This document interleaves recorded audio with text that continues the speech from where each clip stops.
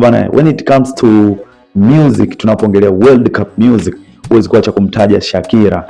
Bwana, miaka 16 imepita, Shakira alitoa hit song kama sijakosea ni 2010 World Cup, ambapo ilitoka Waka Waka. Waka Waka ilifanya vizuri sana, ilichezwa hata baada ya World Cup kumalizika. Ni ngoma ambayo ilihit sana, iligusa mataifa kibao. Sasa the story ni kwamba Shakira amekuja na ngoma nyingine mpya kwenye kombe la dunia. Nobody knows kwamba World Cup inaendelea na mtanange unaendelea. Nchi mbalimbali zimeshaanza kupiga kabumbu, wengine washapigwa vipigo na wengine wanaendelea kupambana bana. So wimbo wa Shakira msimu wa World Cup ambao umetoka unaitwa Die Die. Sasa Die Die ameimba na Burna Boy. Bana, ni bonge moja la ngoma. Of course kama ilivyo kawaida kwenye ile ngoma, Shakira minengwaji kama kawaida unavyomjua, mama wa miuno, shepu kunyumbuliko ya kutosha. Lakini nimependa ushirikishwaji wa Burna Boy kutoka Afrika, na imeonyesha kwamba Burna Boy is a giant na ameshirikiana na Shakira, which is good.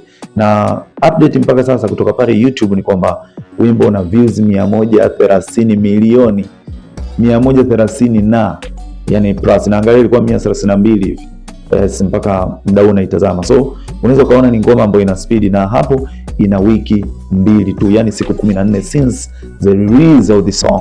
So ndio kama hivyo. Kama hujaiona hiyo ngoma ya Shakira pamoja na Burna Boy, nenda pale YouTube, andika Shakira Burna Boy Die Die World Cup, utaipata hiyo ngoma bana, inaoma sana.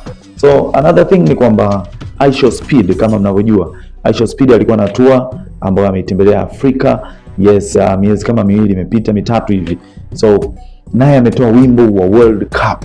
Juzi niliona video ameshare TikTok, anashirikia FIFA alipomwambia kwamba we official accept your song kwenye World Cup. Alifurahi sana Aisha Speed. So nikiangalia mjini YouTube pale, Aisha Speed wimbo wake mpaka sasa una views milioni 46 hivi if I'm not mistaken, but yes, umeenda sana na una siku 11 since the release, tangu umetoka wimbo huo una views milioni 46. Kwa unaweza ukaangalia hapo Shakira Waka Waka 2 weeks milioni 132 plus na Aisha Speed milioni 46. Kwa nini nalinganisha? Kwa sababu hizi ni nyimbo za World Cup za msimu ambazo ziko kwenye peak.